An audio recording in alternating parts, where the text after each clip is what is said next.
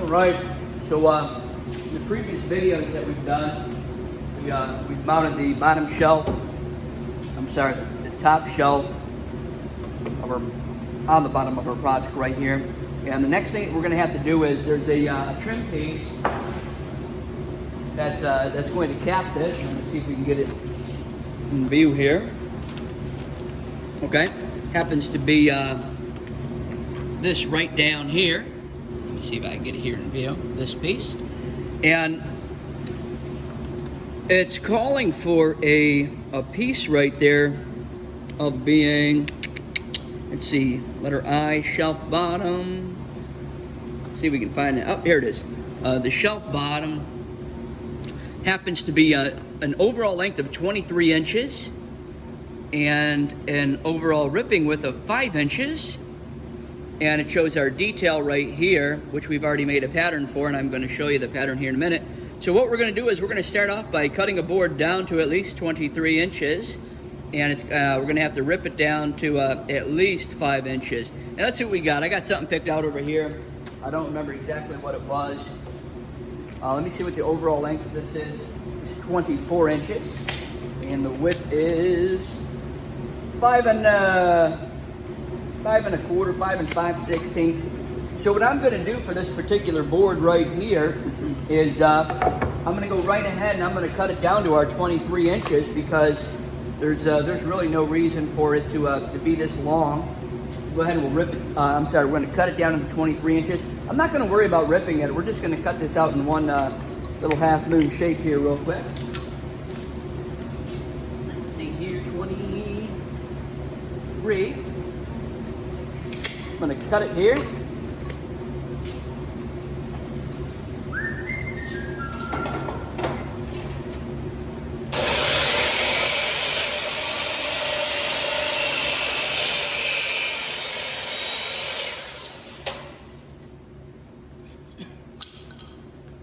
All right, so we've got it down to 23 inches.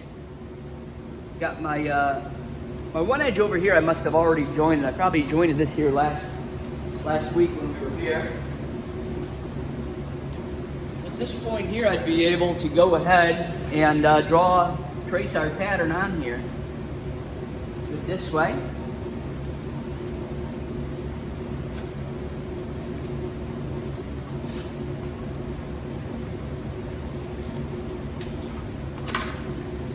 If I wanted to, I could have ripped it down to 5 inches. We're just going to go right over to the bandsaw and cut this bad boy out just like we did the other one. We're going to leave this line.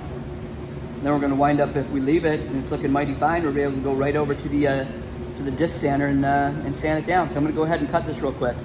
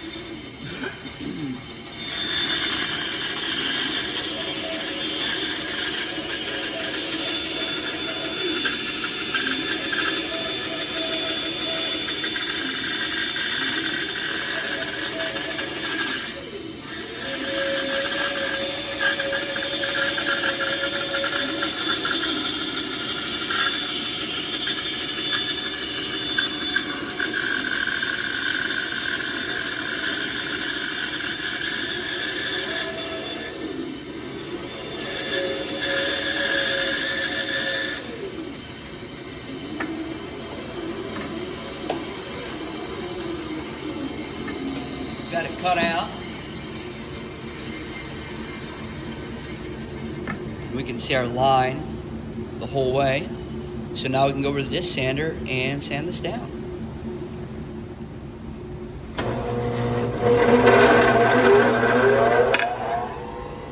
Remember, the disc sander is spinning in the clockwise rotation, so we want to focus from the center to the right side of this.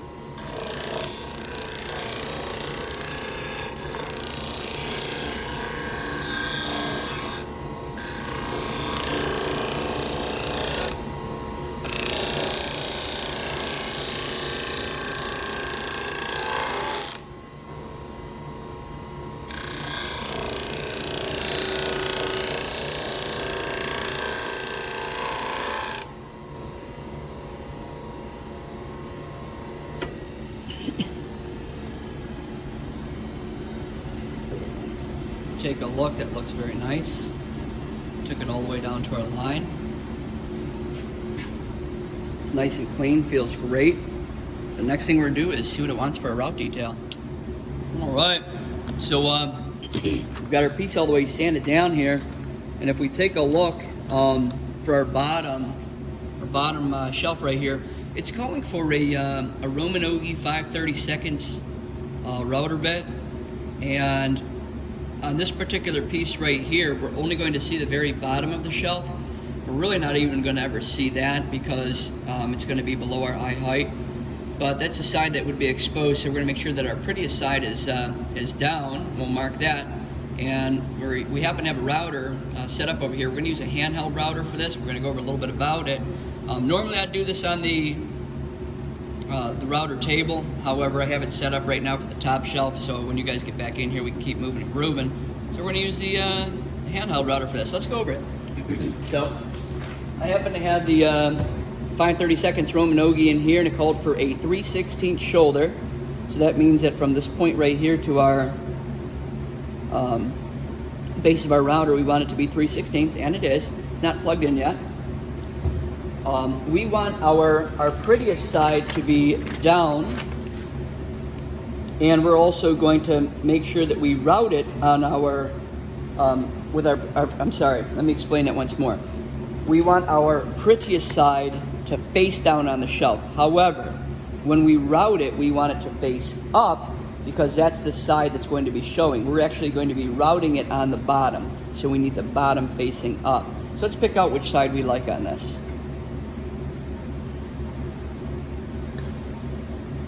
I'm gonna go with this side. We definitely need to make sure we get some bench cookies right here.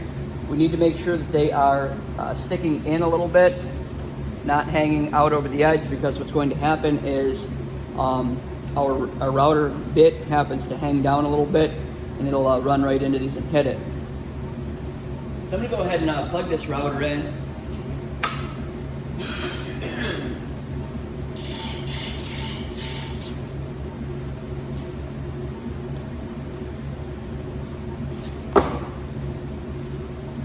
And with the handheld router, we always want to go in a counterclockwise motion. So I'm going to start down here and work my way this way. I'm actually going to,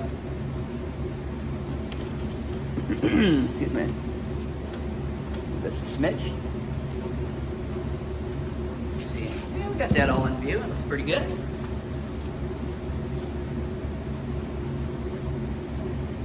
So we're going to start down on this side.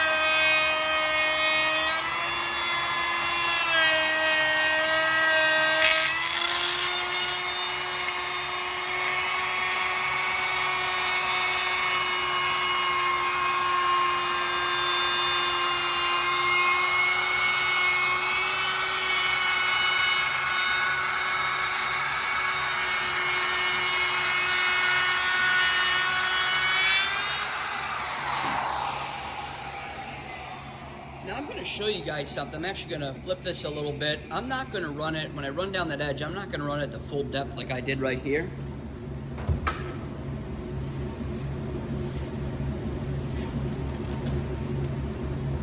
I'm going to lightly go over it in a couple of passes. The last pass, the ball bearing will ride along this side.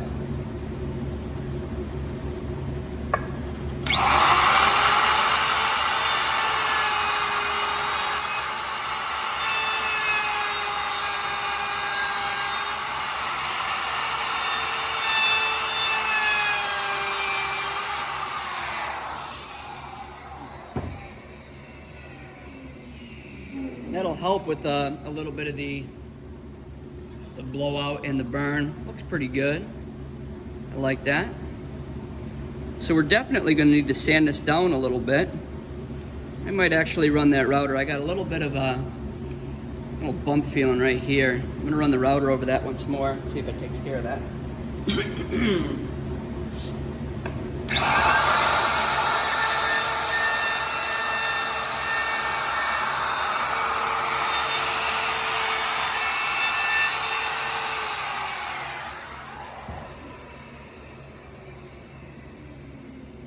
did. Feels nice.